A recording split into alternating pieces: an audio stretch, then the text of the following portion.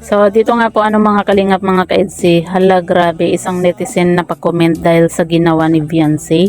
So ano nga ba ito at yan po yung ating pag-uusapan po mamaya mga kalingap mga ka-EDSI.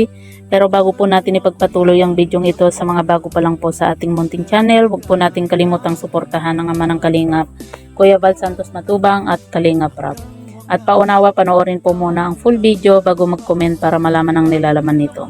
So dito nga po mga kalingap mga ka-EDSI, grabe isang netizen po ang nakapakomment nga po dahil nga po dito sa ginawa ni Beyonce. At talagang makikita po natin mga kalingap sa kanyang comment na napakahaba po ng kanyang sinabi at talagang hangang-hanga po siya dito kaya Beyonce.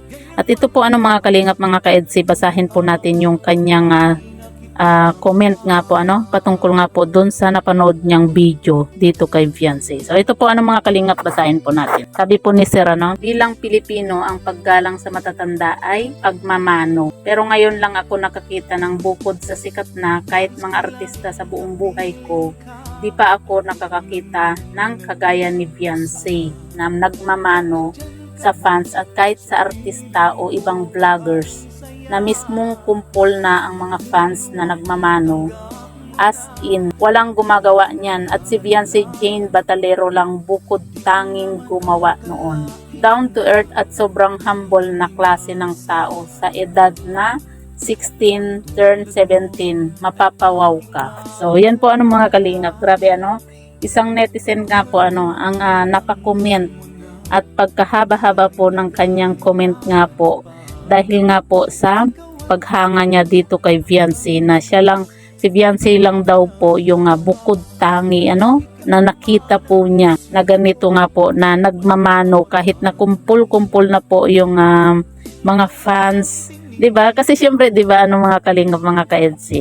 Syempre 'di ba kadalasan syempre magulo na 'yan 'di ba dahil syempre ang daming fans, hindi mo na yung mga syempre nahihiya po tayo yung mga ganyan dahil siyempre sa dami ng fans na nag-aabang po sa atin yung mga ganyan kumbaga itong si Beyonce kahit na kumpul-kumpul na yung mga fans nagkakagulo na dahil nga po siyempre masayang masaya sila at saka excited na makipagkamayan dito nga po kay Beyonce, pero ang ginawa po ni Beyonce ay nagmano po kaya talagang kahit sino na makakakita or makakapanood nga po dito sa video nga po ni Beyonce, talagang hahanga po sa kanya kasi siya lang po yung bukod tanging nakita po nating ganyan na kahit na nagkakagulo na andyan na yung grabe yung hiyawan, di ba? Dahil siyempre tuwang-tuwa sila na nakita nila yung iniidolo nila, di ba? Pero isang netizen nga po na itong si Sir Jason Ong napakomment nga po dito sa napanood niya nga pong video ni Beyonce, di ba?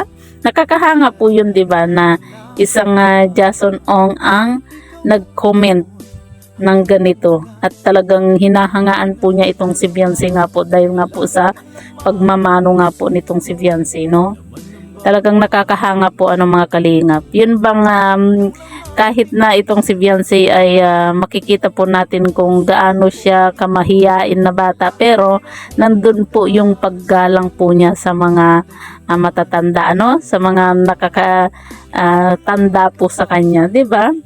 Kaya naman talagang dahil sa ugaling ito ni Beyonce, talagang marami po yung nagmamahal po sa kanya At saka ang nakakahanga pa po dito kay Beyonce mga kalingap, yun bang hindi po niya kumbaga hindi po siya nagpapasilaw sa mga gustong magwakwak po sa kanya. Yun po yung talagang isa po na hinahangaan din ni Kalingap Rap dito kay Beyonce, na hindi po siya nagpapa yung kahit na offeran po siya ng napakalaki, kahit na milyon yan, talagang hindi po ipinagpapalit ni Beyonce ang Kalingap na unang-unang tumulong po sa kanila, Kaya talagang grabe mga Kalingap, down to earth talagang ang masasabi ko lang talaga kay Beyonce, kumbaga wala ka nang masabi dito kay Beyonce dahil talagang na kay Beyonce na po lahat.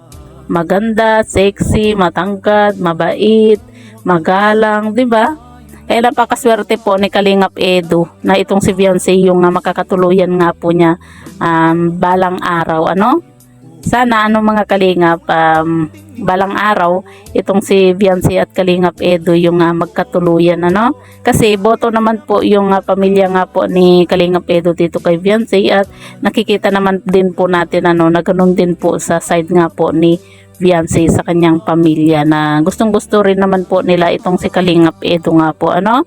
So yan po mga kalingap, mga ka-EDC, ano po yung masasabi nga po ninyo dito nga po sa kay Sir Jason Ong na napakomment po dito kay Viancy sa napanood nga po niyang video. So yan po mga kalingap, mga ka-EDC, ano po yung masasabi niyo sa video ito. I-comment nyo lang po sa ibaba at babasahin po natin isa-isa.